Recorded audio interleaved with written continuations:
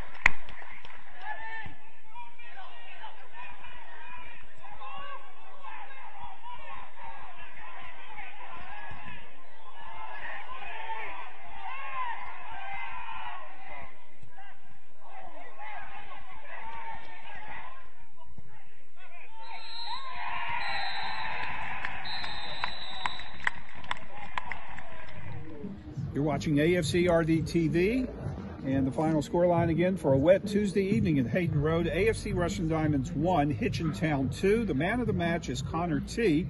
Thanks for coming out, Connor, after a tough loss, though, really, for Diamonds. Yeah, no, definitely. Especially coming off the back of Saturday as well. With that loss, we wanted to bounce back today with a win, and with the goal we got in the first half, it was so disappointing for them to go the other end after, like, I don't know what it was, 30 1 minute.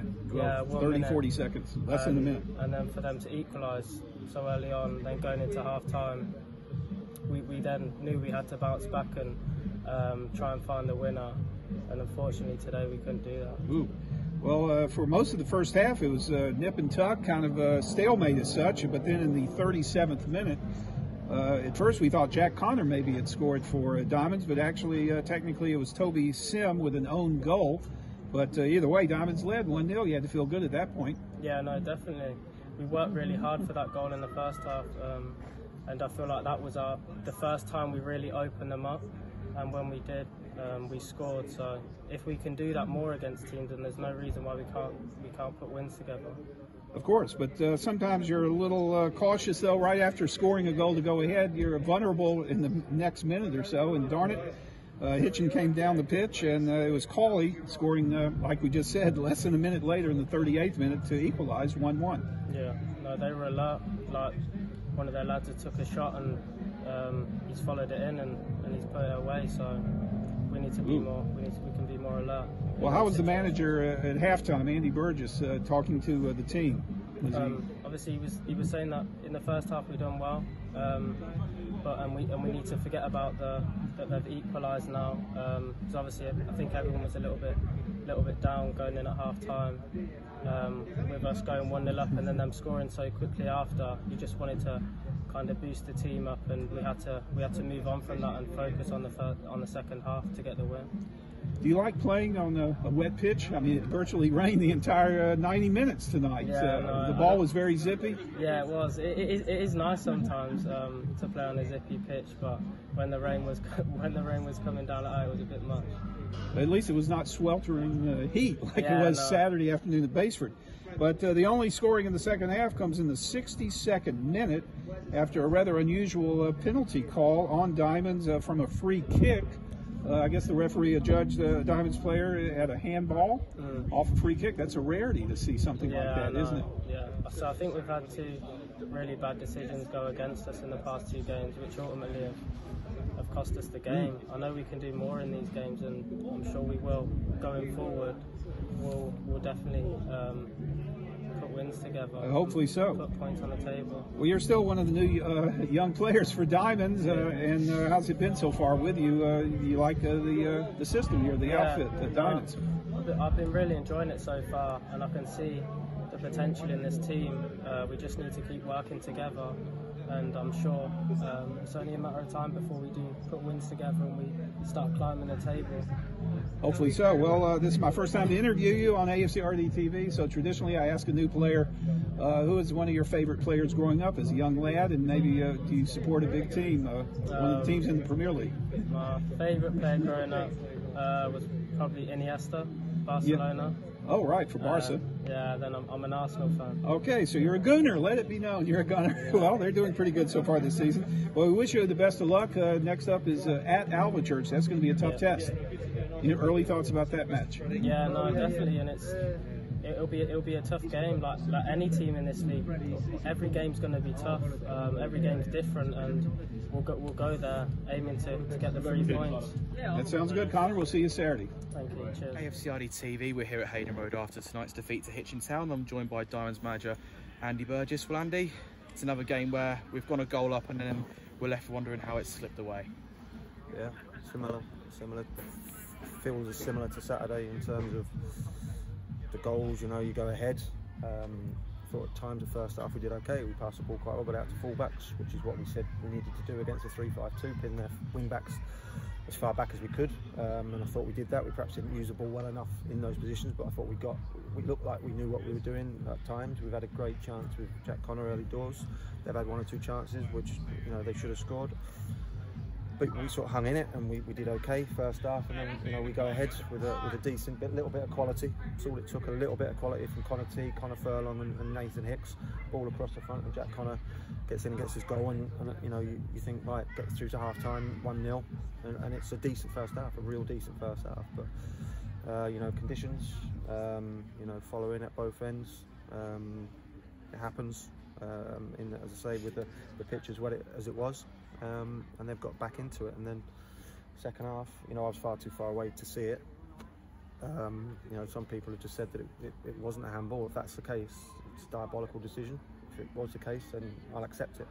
You know, it's a really difficult one. I've just said to the players in there, I hate the fact that you have to be more aggressive with the referee, and you have to ask for more, and you have to shout and scream and cry and roll over, but it seems to get people decisions in this league, so we perhaps have to be a bit more like that, and that's something we'll be looking at. Well, Hitchin, I think, to be fair to them, started the better side. They had a lot of the ball. Both sides had their chances. They probably had the better of them, but we got that goal with a little bit of quality, as you say. But it was just a shame that we conceded the equaliser so quickly afterwards. It's a common cliche in football. You're at your most vulnerable when you've just scored, and unfortunately that's come back to bite us. Yeah, 100%. It would, you know, as I say, it was a decent score if we can get through to the half time. If we can get through to half time at 1-0, as I say, it's a good first half, but it probably, I said to the lads at half time, you know, if we'd have come in at 1-1 and they'd have scored first, or they'd have scored, you know, 5, 6, 7, 10 minutes after, it wouldn't feel so bad. But I think it just felt like, you know, it was a sucker punch because we'd just gone ahead, so it got you even more sort of frustrated. But we had to, you know, we had to dust that off and get rid of that feeling and that thought process and try and come out in the second half and get the next goal. That was really all important one. And we never got going second half. We didn't get hold of the ball well enough. We didn't pass it well enough. We didn't get it in high areas well enough. We had 1 or 2 half shots, half chances, but nowhere near good enough second half. You went with an unchanged team and the same formation to Baseford over the weekend. What was the thinking behind that up against that Hitchin back 5? Well, it was one change with Ryan coming in for Courtney. Sorry, of course. Right. But yeah, obviously Ryan finished the game at Baseford. It was to get the fullbacks on the ball, really. You know, pin their wing backs back, get 2v1s down the side, get it down the side, get them disorganised and get the ball back across the pitch to the other side. And I thought we did it really well at times in the first half. I thought we moved it well, we moved them well, but we didn't perhaps have the end product in the final third. I thought the middle third was decent, but didn't create enough chances. You know, again, you know, Jack's gone through early doors and could have been 1-0 and maybe it would have been a slightly different there, but he's got his goal in the end, and you know, we just come away again frustrated, and you know, but we've got a big weekend ahead, as we've said, 2 games in 3 days, Saturday, Monday, and we've got to get rid of this result in terms of disappointment and frustration, and try and pick ourselves up and be ready for the weekend. It's another game where we've gone ahead but gone on to lose the match. Do you feel that, although it's very early in the season, game management is becoming a bit of an issue? Perhaps you need a bit more experience in your squad? Yeah, quite possibly, yeah. I think we need, as I've said, you know, having said that, you know, they're a young team, they're a young side, and they still had people asking for every decision, and that's not a negative. I'm not being negative about them. That's, you know, they've won the game tonight, so I can't be critical of that. You know, that's fine if that's how they want to do it. But you know, we've got a young side as well, but we need more voices. We need more voices. We need more men out there. Whether that's if we haven't got it, then we'll have to go and change some players to make sure we have got it. And you know, we'll be speaking about that ASAP. Well, the good thing is there's always another game around the corner, and it's another quick turnaround as we go to Altchurch this weekend. Now, they lost this evening, but they are a hybrid full-time side. They've got some players that are training there full-time, so that alone means that they are going to provide a good test. And of course, we saw how good they were last season, so a big test ahead for us. Yeah, every game's going to be tough in this division, 100%, and they'll pose different threats to what Hitchin have posed tonight. As you say, they're full-time, so you'd like to think they'd be fit, or hybrid, whatever that means. So you'd like to think that they'll be fitter and more organised. But again, I just think we need to focus on ourselves and what we do. There was time, you know, individually, I said at half time, I felt if everybody individually gave themselves 2 or 3% more, we'd be okay. And I don't think we did. I think we went the other way.